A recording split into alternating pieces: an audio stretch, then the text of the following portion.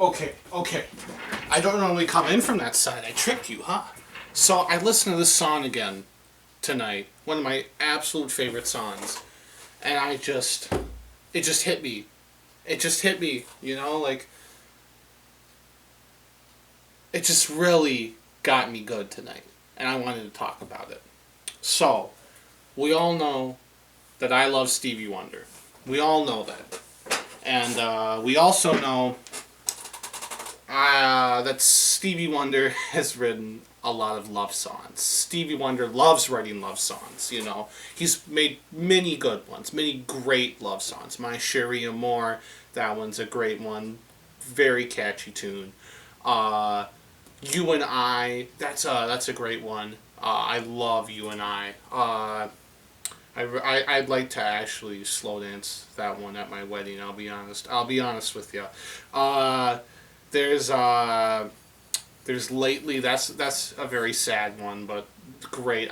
That's a great piece too. Overjoyed, just to name a few. But I'm not talking about any of those. I'm not.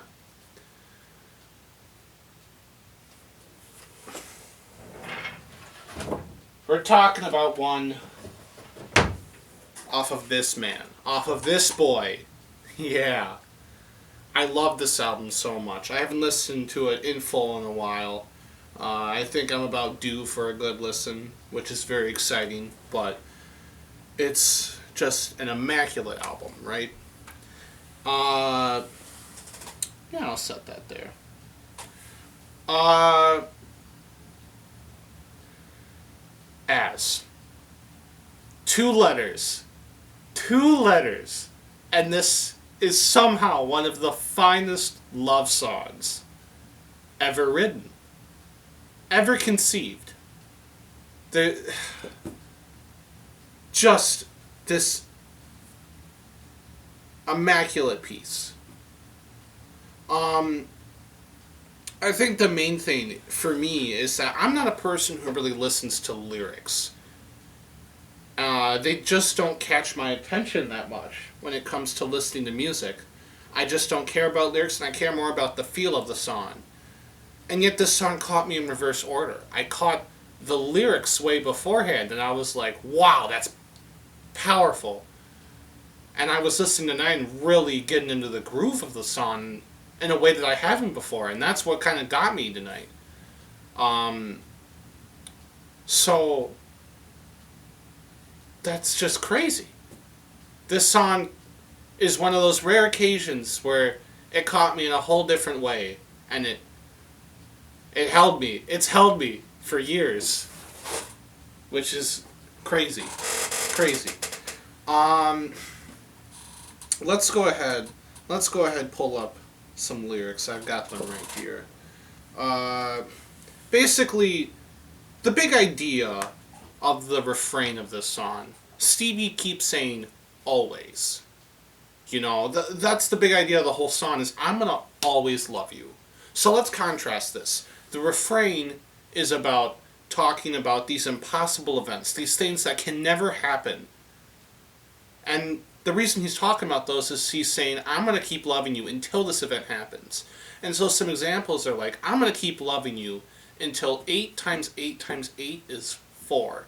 But that actually equals, I wouldn't know this offhand, I looked it up. I was just reading the lyrics. 512. So that shows you that. Until the dolphin flies and the parrot lives at sea. Until the rainbow burns all the stars out of the sky. It's like these things can't happen. Until the earth denies itself. Till the earth starts spinning the other direction. It's like all this crazy stuff. So meanwhile, the verses are all about saying that just like these things that always happen, that's how I'm going to love you. As around the sun the earth knows she's revolving, and the rosebuds know to bloom in early May, just as hate knows love's the cure. Like, these are such strong comparisons too. As around the sun the earth knows she's revolving. Like, Of course, of course. The earth always revolves around the sun. Hate knows love's the cure. That's such an interesting one to me. Um, yeah, I find that one so intriguing, cause like hate always has to get canceled out with love, and that's such an uplifting message too. There's so many small things like that throughout this song too. And oh god, wait till I get to the bridge. God, the bridge. Um, just, but in passing we'll grow older every day, just as all is born is new. Do know what I say is true, that I'll be loving you always. Like, these are such fantastic lyrics. Such fantastic lyrics. And it's set behind this great groove. Um, if you'll give me 1 second, I'm going to just pull up uh, who's all performing on this track, because there are some fantastic musicians on this track. Uh, I know chief among them, Stevie Wonder actually doesn't play a ton on this track. I believe he is, of course, singing vocals, and besides that, he does keyboards. Herbie Hancock is on this track. I know that offhand. He's playing some keyboards. Let's take a look. Nathan Watts, Stevie Wonder's regular bass player, is playing bass, and his bass line is so great. Bum bum bum bum. Yeah, it's the way that he does it. It's just doubling up on those notes, and the refrain works phenomenally. It just adds this extra set of. I almost want to call it tension, but it's not. It adds this tension, like this holy tension, adding like this great feeling of power to it, just by doubling up these bass notes in the refrain. It just makes it speak so much more. Dean Parks is on guitar, Greg Brown on drums, uh, let's see, Mary Lee Whitney on background vocals. I love her backing vocals. Her voice is fantastic for this song. I have to point that out. I was listening to that and really paying attention to her voice, and I'm like, wow, her voice works phenomenally for this track. I mean, it has to too, because I mean, there's literally like an instrumental part in the middle of the song where they're just humming. They're just humming for like a minute straight, as synthesizers take a little bit of a solo, and that's it. And they just hum, they just hum, and it's still so soulful. It's still so soulfully presented, and that's crazy to me. Um, Now, the bridge, where Stevie lets out, as I call it, his growl. You know his growl voice. You know Stevie Wonder's growl voice. He lets it out. Also, like another example is "Living for the City." You know, uh, yeah, that growl adds so much to that bridge. Um, there's something next level about this bridge. There's something. It's like the whole song. It's almost slightly ambiguous. You're not fully sure what kind of love is he talking about. Is he talking about love between two people, or is he talking about a greater sense of love? Something greater out there. I don't know. I don't know. That's the question to be posed about this song. And this bridge, in particular, poses that so strongly. So make sure when you say you're in it but not of it, you're not helping to make this earth a place sometimes called hell. Change your words into truths, and then change that truth into love. And maybe our children's grandchildren and their great grandchildren will tell you, I'll be loving you. That's a lot to break down. I mean, it just... I insane. Insane. Um, I mean, make sure when you're in it but not of it. I had to be like, wow, that's... you gotta like... That's a Christian saying. Make sure you're in it but not of it for your holy purposes. And that's interesting because Stevie is so, he's religious. He's very devout in his um, faith in God, and yet he's challenging that. And I think that's very strong though, because he's saying that, hey, I think that it's easy in that situation to still make mistakes and still treat people poorly, to look down on other people, but that's not the point of that saying. That you're not supposed to look down on other people because they don't believe in the same God that you do, and that goes for any religion.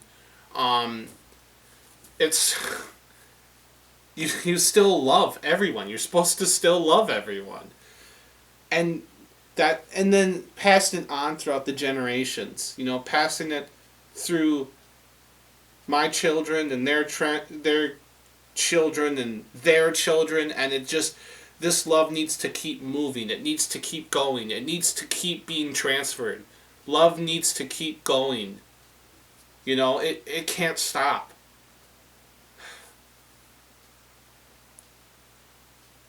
Love is such a powerful force, such an important force. And I don't know. I guess my experience too is in the last few years it's like maybe I haven't, had any sort of romantic relationship, but I've discovered the importance of platonic love, and that's okay. That's very important in my life. The types of relationships I have with friends and other people in my life, those are very important to me. And just realizing on a broader scale, and that we've been in these times of crisis, I think people realizing, hey, there's still issues with bigotry and racism and people not accepting people for who they are. It's like, hey, I'm not, maybe I'm into, for their sexuality, their gender, whatever else, and their ethnicity. The list goes on. You're seeing it right now about anti-Asian crimes being really bad right now. We just there's not this love for each other, and I don't get it. It doesn't exist, and yet we need that. We need love right now. And I'm not talking, going up and kissing a stranger or anything like that, But I I don't get it.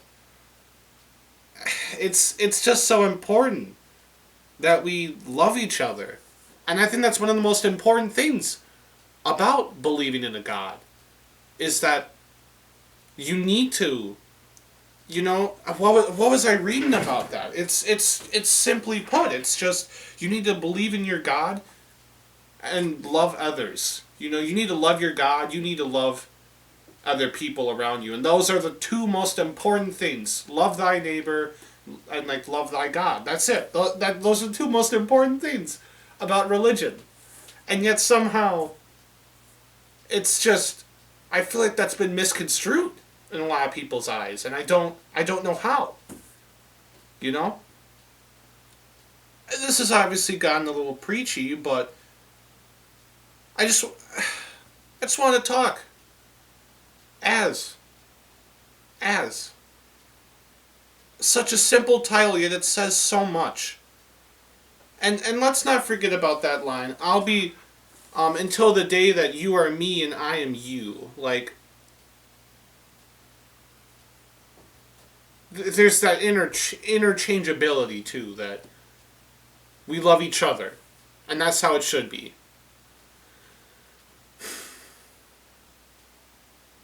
Love. Gosh. Love is so strong. Love is so strong and so important. And it's such a feeling that can't be described. And some people deny it, and that's crazy. Imagine a world without love. I'm glad we're not there, but we need it right now. So.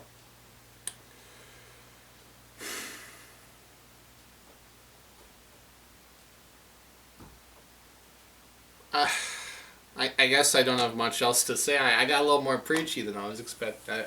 I let a lot off my chest there, I guess.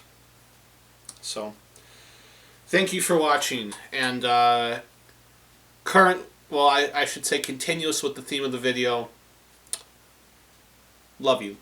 Uh, Hope that you make good choices. Spread some love to some people in your life that need it.